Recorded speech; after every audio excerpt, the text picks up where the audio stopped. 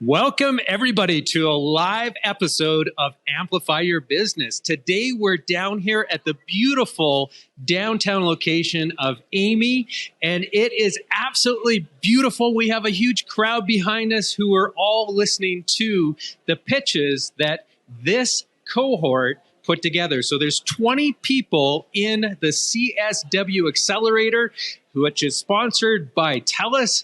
And we're going to be talking to a few of them here in a moment, getting the rundown as to what their business is all about and what inspired them to be part of this accelerator. But first, we want to understand a little bit more about what the Telus CSW Accelerator is all about. And for that, I have Christy. Christy, come on in and give me your rundown on this event and what you guys are trying to accomplish with the accelerator. Well, so the idea here is we're supporting businesses within Alberta, and we're also bringing in businesses from outside Alberta to tell them how wonderful it is to run your business in Alberta. Now, this is what I'm totally fascinated by, because you don't typically see an accelerator that has a global cohort. And so out of the 20 people, how many people are not located in Alberta? Half. Really? Yeah. And I will say I am one of the coaches, and the coaching staff, we come from the San Francisco Bay Area. So this is really a global startup cohort. We're trying to bring that spirit in and teach the Alberta companies how to expand outside of Alberta. And again, show the rest of the world what kind of opportunities there are here in Alberta, especially around the social good space. Yeah, and that's another aspect that's really unique to this particular accelerator, is that the businesses here have to have some sort of community, safety, wellness aspect to their business. So talk to me a little bit about that and why that is so important to be supporting those kinds of businesses too. Well, it's entirely possible to do well and do good and make money at the same time. And in fact, that's one of the things that makes a sustainable business model. There's certainly a time and a place for a nonprofit, but there's also a huge space for companies that make money by improving the world. And so we're looking to create livable cities in places like Edmonton, in places like Calgary, and again, to expand the wonderful things that are happening here to the rest of the world. So what does an accelerator like this mean to have it happen in Edmonton, right? Because this is, again, it's globally unique. It's bringing people from all over the world here to Edmonton. And so the impact that we're going to have here in our local economy and in our, business community and the startup community, what is that level of impact that we're going to experience here, do you think? Well, I think it's going to be huge. Edmonton is a city of 1 million. There are a lot of cities of 1 million around the world, and Edmonton is a really nice test bed. So you can do something in Edmonton and then be able to scale around the world pretty rapidly. So it's a really nice place for companies, again, whether you're coming from Alberta or outside Alberta, to test and grow your company. Yeah, exactly. I think we're kind of like a nice test market. It's a comfortable size. And I mean, heck, we're friendly and we have this beautiful ecosystem of startup excitement happening in our city, and so much technology here too. It just really seems to be the epicenter of all things good, if I can say so myself. Well, I'm really impressed by the community's support, because look at all the people who came out here tonight to try and help and connect with these companies and find them a way to connect into the Alberta ecosystem. That's really unique. The amount of money that Alberta is putting into funding the next generation of companies, particularly these social good companies. Now, this is cohort number 3, I understand, right? So there's been 2 already. Were you involved in the first 2 too? Yes, I've been coaching since the first cohort. And in fact, we have a member of cohort number 2 here in the audience. You might even be able to speak with him. Awesome. Okay, well, let's get on to the interviews with some of the cohorts. So thank you so much, Christy, for coming over and giving us a little bit of a rundown as to what to expect here tonight and what is happening with this accelerator and how unique this is. And so I'm honored that we here in Edmonton get to be, the hosts to all these people and then also benefit from pulling this economic activity into here. So thank you so much for everything that you're doing, Christy. Thank you. I'm really delighted to be part of this. Excellent. Okay, so next up, then, we're going to talk to one of the business owners, one of the founders here today that pitched his business. And so why don't you come in and take a seat here, Antonio, and tell me a little bit about your business. So first off, where are you from and what's the name of your business? coming from Northern California, although my accent gives away that I'm originally from Italy. The company name is Sobereye. I'm the CEO and the founder. And we are about preventing workplace accident and saving lives. What people understand, we all understand that workplace accidents have an enormous social and economic cost. But what people do not know is that in 90% of workplace accidents, human error is identified as a contributing cause. So people make mistakes, right? So how do you prevent mistakes? 90%, it's a big number. Yeah. So now, when you think about making a mistake on the job site, impairment, it's something that comes to mind. You might be impaired. But do not confuse impairment with being under the effect of drugs or alcohol. Impairment is something much bigger than that. It can be mental fatigue. It can be lack of sleep. It can be over-the-counter medication like allergy medication or prescription medication, all of those. What we have a very innovative and groundbreaking technology where we check people's eyes to look at their well-being in terms of their neurological well-being, okay? So we check people's eyes to detect the risk of impairment. So how exactly does that work then, without giving away, I guess, all your secrets? There is nothing to give away. We did not invent the science. The science that we use is called pupillometry. It's a pupillary analysis. The science is over 50 years old, and it's currently used in clinical and hospitals to do exactly that, in checking the neurological well-being of patients. Our innovation is that we have made pupillary analysis automated, okay, using image processing, AI, and making it in a fast 1-minute self-test. So now the technology is deployable on workplace. The technology is used to detect impairment on the job. Interesting. And by the looks of this, you've incorporated a cellular phone, a mobile device into it. And so the cost of this must actually be incredibly inexpensive then to deploy. Exactly. That's exactly the point of using the cell phone. In the hospital, the way it is done is using a medical device that costs $10,000. But then the medical device requires a doctor or a technician to use it, right? So although the science has been around for 50 years, it's not practical to have a doctor and a $10,000 device to check your workers, right? So that's really what we are enabling here with the device. But the device is only part of the solution, because we also have a cloud-based platform that collects the data, allows companies to look at their complete workforce and check and monitor the fitness for duty of the workforce. And so now, when you can look at data, when you can look at what happened last week, last month, and you see patterns, that's the basic concept is that data is power. If you measure something, you can improve it. So we not only help people to avoid accident by detecting their impairment in the job site, but we also help the company to implement the strategies and using the data to improve their own policies and processes so that they can have a safer workplace. Absolutely genius, I think, because, talk about, a global issue. There's so many potential companies out there that would really buy into this democratized technology. That's correct. Anybody doing a dangerous job, right? Driving trucks, driving bus, school bus, or climbing on the roof. Those are all jobs that you need to be sharp. Right, you need to be attentive, alert, okay? And a small distraction or maybe, losing awareness of your environment may lead you to make a mistake, and that can be fatal or, very, very painful for yourself, but also for the people around you. So it looks like you have a prototype in place, or is this actually in market now? Are you already? In the market. It is in the market, actually. We have been in the market since 2018. We have a presence in 10 different countries. Thousands of people already is using this technology every day.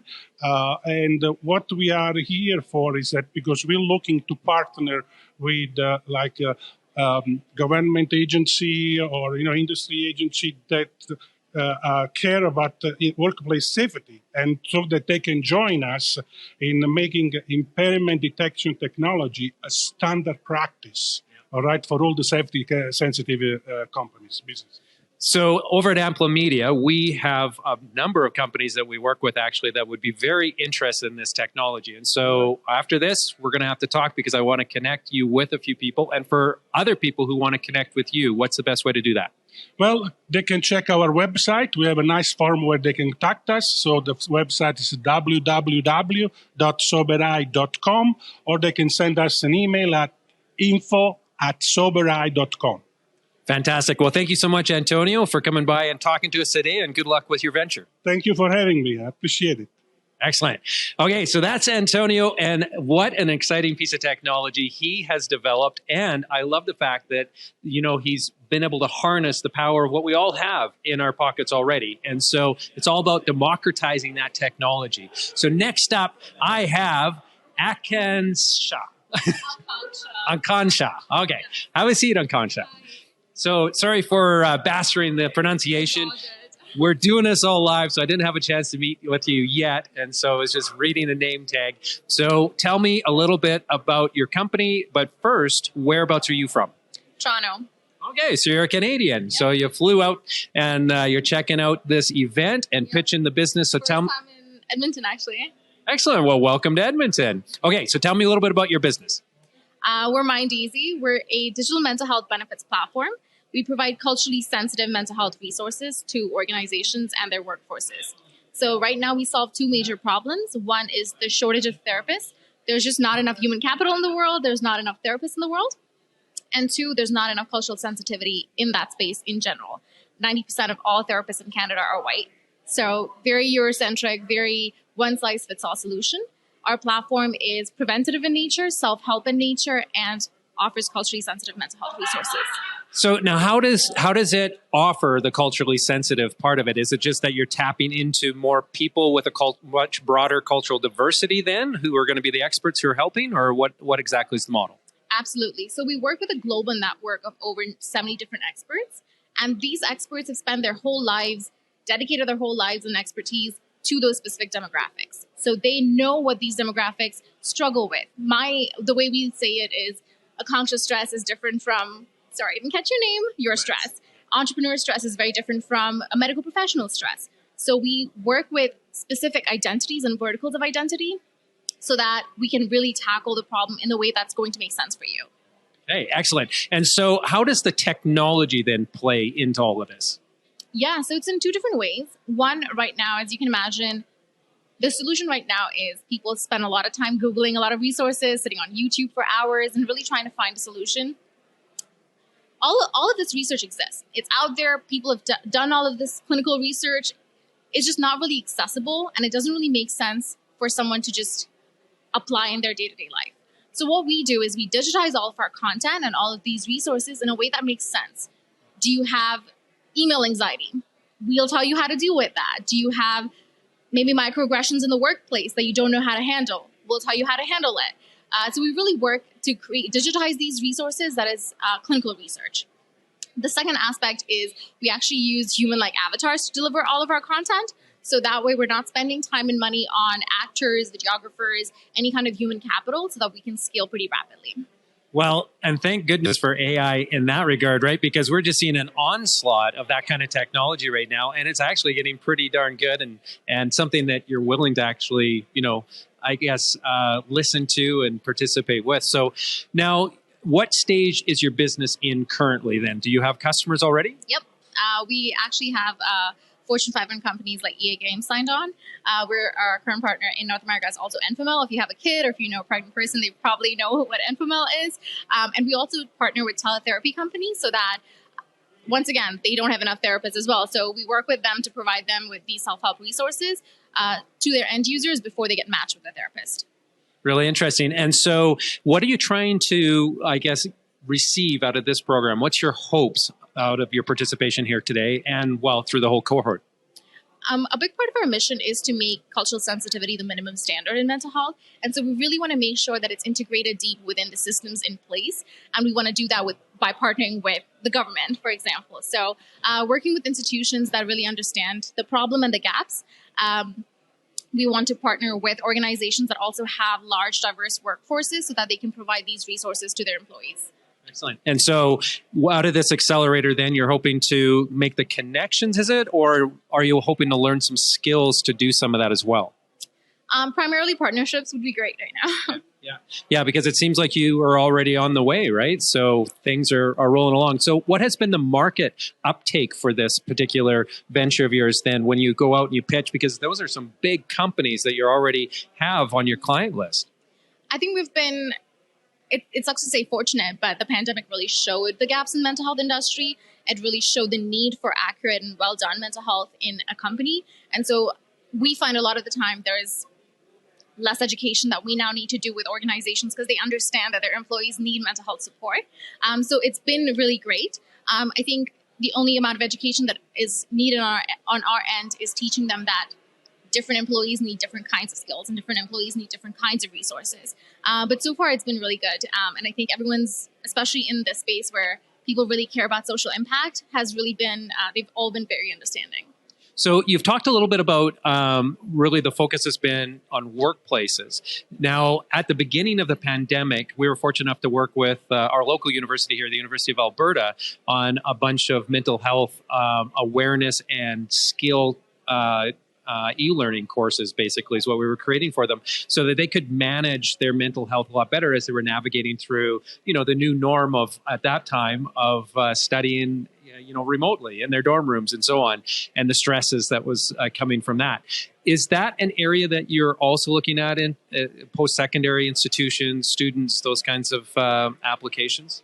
Yeah, absolutely. We're in very early conversations with some of the California institutions and universities there as well, because we really think, again, student mental health, very different from an entrepreneur mental health, right? So I think we really want to be able to help students right there and then and not really reach a point of crisis interventions where sometimes it's really unfortunate and students end up taking their lives. And we obviously, we want to avoid those situations and we don't want it to escalate to that level. We want to be able to give them coping strategies and skills that they can use on a day-to-day basis.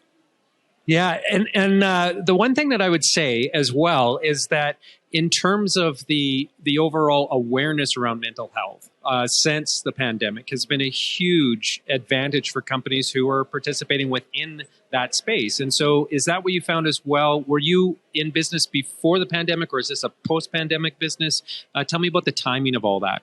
Yeah, we actually started the company in the pandemic. So we're three founders. And we all three were three women. We met each other and we were kind of talking about our mental health struggles in the pandemic. We had three very different stories and how we were struggling with it, but we all realized that there was no one really that would understand my particular background. And there was no one that would understand my co-founder's particular background. And to access live therapy and therapists, we were trying to reach therapists in the States. And of course, we couldn't do that because licenses and they're not actually allowed to practice in Ontario and all these kind of boundaries. And we realized, why is there nothing that's asynchronous? Why is there nothing that's self-help? Why is there something that's just not meant for me? And I think with how technology is growing, the scope's growing, we realized that we just want to build it ourselves. And so my background is in tech. Our CEO has a background in entrepreneurship. She's previously done a successful exit. And our third co-founder is a psychotherapist. So really, as you can imagine, three really complementary skill sets. And so we decided to start MindEasy together. Yeah, excellent. Okay, so I have another, just like I mentioned to Antonio, a client that I'd love to introduce you to, who's out in Toronto actually as well. And so that's something that I will do after this. Yeah, now how would other people be able to connect with you and where do you want to send them? Yeah, you can check us out on our website. It's www.mind-easy.com. My name is Akanksha. You can find me on LinkedIn. And just, check out our website. We're everywhere. And I'm sure we'll be on the CSW's website as well. Awesome. Well, thank you so much for coming down, Akanksha. I really appreciate you flying all the way out here from Toronto, visiting us here in Edmonton, Alberta. I hope that the rest of your stay is really good. And good luck with the rest of the activities that you have here with the Accelerator. Thank you so much. Thank you for having me. Have a great day. Excellent. Okay, so that is one of the exciting entrepreneurs that is here in this particular cohort of the accelerator. And so we're just really fortunate to be able to talk to these entrepreneurs. And I have one more that's lined up to come in and talk as well. So why don't you make your way over to the hot seat and introduce yourself? Hi, my name is Ghalia. I'm the founder and CEO of TalkMaze. Awesome. Well, thank you so much for stopping by, Ghalia. Whereabouts are you from? I'm from here. I'm from Edmonton. Oh, excellent. So you didn't have to travel very far at all. Yeah, just a 30-minute drive. Excellent. Okay, so tell me a little bit about your business. Yeah, so TalkMaze instills confidence in kids aged 5 to 17 through public speaking and debate training. And you said TalkMaze, right? Yeah. Okay, so how does it that you go about instilling that confidence? Yeah, for sure. So we basically have a platform that connects students with real-time instruction with coaches, as well as asynchronous activities to help them build confidence. We work with schools, and then we also do B2C, working directly with parents and kids. Okay, and so what stage of your business are you in right now? We're pretty early stage. We have some of our initial customers. We're currently looking to grow that initial customer base so we can get some more data and power some of the tech that we're looking to build. And so is your customer then the school board, so the schools directly, parents? How does it work? A combination. So we do have B2B where we sell directly to schools, and then we also do B2C. We recently just launched that. So we sell directly to parents as well. They can go to our website and sign their kids up if they want. Excellent. Okay. And so in terms of the market, I guess, adoption, when you're out there talking to school boards and schools and you're pitching this, what are people saying? What are they liking about it? What do you think some of the challenges maybe are going to be as you continue to develop this? Schools are definitely a challenge, and that's something we've learned over the past little while. It's tougher to sell to schools than it is to directly to parents. So when we were trying to sell to schools, we had a lot of parents coming to us saying they want to sign up for TalkMaze, but they couldn't unless their school was partnered with us. And that's why we launched this new B2C side to let parents come directly to us and sign their kids up for the program. That's definitely been a challenge, but overall, people have been pretty receptive. Usually the kind of kids we see coming to our programs are kids who are a little more shy or reserved, and their parents are especially interested in helping them build their confidence. So the maze part of the name, where does that come from? Well, we help you navigate the maze of talking, so that's TalkMaze. Awesome. Love it. And so is there a lot of gamification built into it? Because, I mean, we're talking about students, right? And probably a little bit younger students.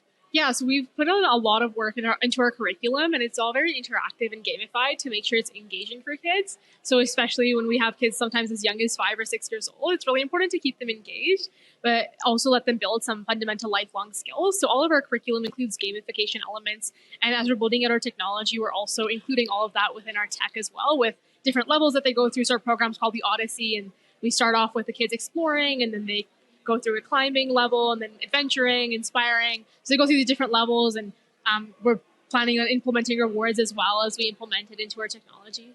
So what do you find the most difficult in as an entrepreneur with a startup business, besides, you know, trying to get in there and get those school boards to sign up? What is the most challenging aspect of what you're doing? I think it's managing everything. There's always so much going on, and it's important to prioritize where my time and attention goes to, because there will always be more on the to-do list. There's always more to do, and it never really ends. So it's definitely about managing everything all at once, especially in the early stages when you have a small team.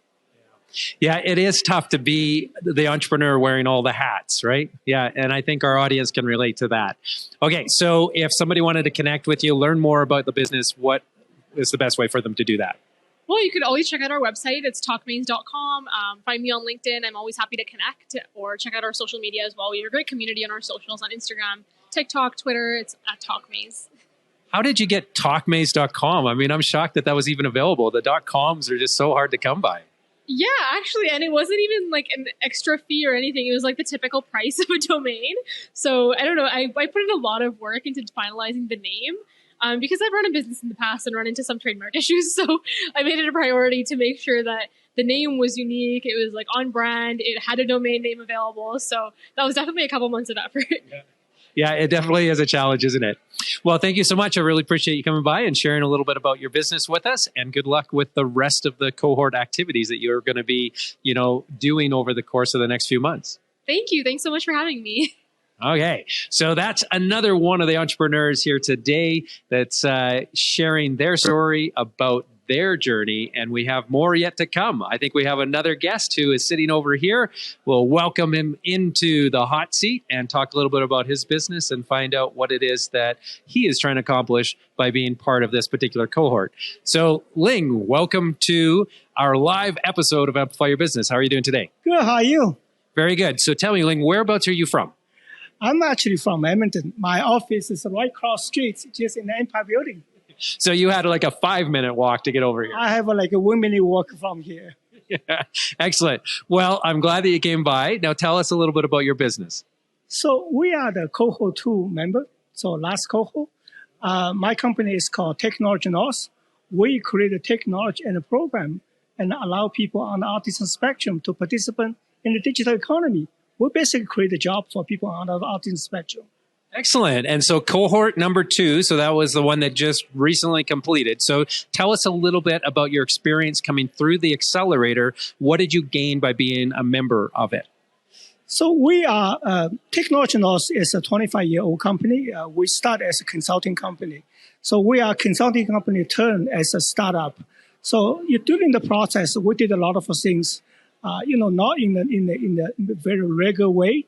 So by coming to the accelerator program, which really helped us to, check all the corners, make sure the things we haven't done before to complete. So we are now more ready to take our company into the next level. So really, not only that, one of the biggest takeaway from me is about this community and ecosystem. Coming to the accelerator program, meeting your members and meeting the coaches and other people, you actually learn a lot from other people. Sometimes people tell you what they learned, what they do, and lesson learned.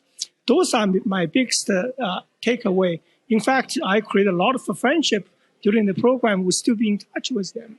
Yeah, excellent. Yeah, I've heard from other people who've gone through it, and they've just said that it was just a wonderful experience, and it's really helped them out as they continue to look at ways of growing their business. So when you came into the cohort number 2, was your business already in existence and you were running it and you had customers, or is it a startup and still in that stage? So we come into the program. We already had the revenues, already had everything ongoing. What really this program allows us to do is for us to look at ourselves into next level. So by the time we go through the program, we actually land more government contract work, $500,000 government grants, and a new customer, and also allow us to reach something we haven't been able to reach before. For example, a week ago I was in Austin. Now we connect with Amazon, Walmart, and a lot of people are interested in what we're doing. And I would say without this accelerator program, we can never go this far. Yeah, it's really exciting when you can find those partnerships, right? With those great big institutions like that who have such a big demand and potential to be utilizing your services. So the accelerator program is really a platform. Through the platform, you learn the knowledge, you work with other people, and you build connections. And based on the connection you build, you never know where you're going to end up with the next. So, for example, after the accelerator program, we got invited as a part of Alberta delegation group to Austin. I mean, so without attending this program, I will never have this opportunity. Now I'm in Austin. I meet with a lot of other people in U.S., and you actually open a brand new whole market for you. Yeah, completely. So now your target audience then is government, or is it businesses? What is your target audience? So we utilize the strengths on autism spectrum. So my son is actually on the autism spectrum. This is actually a documentary about what we do. It's called Cliff 20. You can Google it. So what we do is we develop technology and a program and utilize the strengths of autistic youth and adult, and we use their ability to create a service. So right now we're providing document digitization as a service, and our customer are law firm and government agency, Alberta Innovates, provincial governments, school boards, accounting firm. So we're selling that service. Now from there we expand into data management as a service, multimedia as a service. So we utilize our people's capability attention to detail and a deep focus, we're turning that into an affordable, speedy, and a very cost-effective service, which nobody else wants to do. Yeah, that's such a wonderful thing, and you know, this is one of the things that I've always admired is that we have amongst us all sorts of different people with different kinds of gifts, and those who are on the autistic spectrum definitely have some incredible gifts, and yet historically it's been difficult, right? And so I love the fact that you're opening up markets for them to be able to work in and allowing businesses to really fully understand, and business owners to understand what the potential is there. So when people traditionally look at the people, for example, autism spectrum, they always look at it as a disability. And what we should look at is a different ability, because sometimes people on autism spectrum have an ability neurotypical people just don't have. So for example, like we have a team of 14 autistic youth. And in the last 3 years, they have converted 2 million pages of document from paper to digital. Do you know how many errors they got? Zero. That's incredible. Our customer couldn't even find a single error, to the point now we have a customer trust us to the level say, come pick up the box, go digitize, and go shred it. We don't even want to look at. So that's the confidence and the trust we built in the last 3 years. Yeah, exactly. And unleashing people's abilities and their secret talents, their superpowers. It's really cool. I love it. So good on you for doing that. So what are you finding to be the biggest challenge, though, in growing your business? So as a small business, your challenge is always competing attentions and where you're going to spend the money. Obviously, if you had $1 billion of a budget, I can, buy all the manpowers, resource I need, but as a small business, you don't. So you have to carefully balance where you're going to spend your time, effort, and which market you're going to go after, and how many people you're going to hire. You have to really balance yourself, because you never know. I mean, next year, this year, could be another financial crisis. You see SVB is crashing in the U.S. market. You never know what's going to happen tomorrow. So the balancing act, and also make sure wherever you do, you have a safety net. It's very, very important.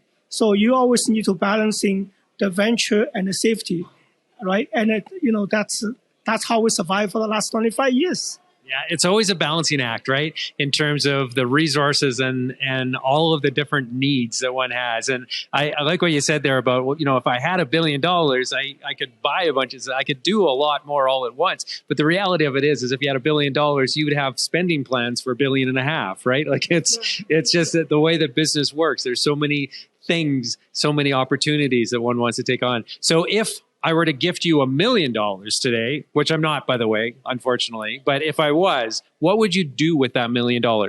Well, I would probably look at open new markets, because the problem we solve is really universal issues. And we're actually having parents, governments are calling us from everywhere. We are actually in the planning process to open an office in Calgary. Every single day, every single week, we have parents calling us from a multi-part of the United States, Europe, Asia, and other part of our country, other part of our province want us there to create the same thing as we do. We even have a state government from US calling us, say, we just want you come here to replicate. But it's not simple, just go replicate. You need the resource, you need the monies, you need the local, getting the contact with the local community. So it takes money and time. So if I have $1 million, I guess my next step will be in Calgary to open an office. Yeah, exactly. It's expansion, right? And so this is one of the things that I'm guessing would be a challenge for you as well, is you're building kind of both sides of the marketplace, right? So you are needing the, people with who are living in the autistic spectrum to understand that this is an option for them, that they should be applying, that they should be submitting their applications and whatnot. But then also you're trying to get, the businesses and government and so on board too. And so you're building both sides of the market, the supply and the demand at the same time. Yeah, it's not so difficult getting the family interested. It's so for example, we've been doing this in Edmonton for the last 3 years. We have no advertising at all. It's just through word of mouth. We have built a waiting list of 100 families wants to get in there. The challenge is try to build a trust with the local business community who are willing to give you the large job. For example, we still have challenges like, from a government procurement perspective, it's still challenging for us to getting large contracts or getting the market share, which allows hire more people, especially when you're going to a new market. For example, Calgary, who's going to give you the job? So it takes time to, validate yourself, prove yourself, build a relationship, then you can go to the next level and next level. Well, thank you so much, Ling, for explaining what your business is about and for also sharing your experience with the previous cohort. Can you tell me and our audience here today how they can find out more information or reach you? You can reach us by technologynorth.net, or you can Google search on technologynorth.net. And another way you can find us is Google search cliff20.ca. And we are actually done on a documentary. Yeah, that's really cool. It's really neat to be part of a documentary as well. And what great exposure that you would have had through that. Well, thank you again, Ling. I really appreciate it.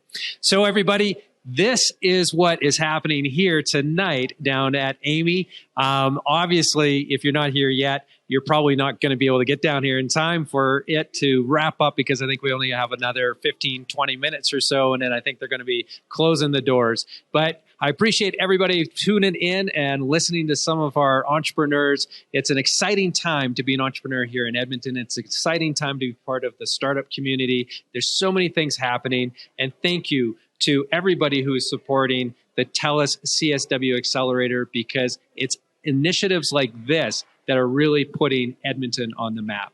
So tune in next time to another episode of Amplify Your Business where we probably won't be live, but we will have a recording for you with an interview of a really interesting, successful entrepreneur. So check it out over at amplifyyourbusiness.ca, or you can listen to our podcasts at Amplify Your Business, or just search it, on your favorite podcasting platform. Until next time, everybody, have a prosperous day.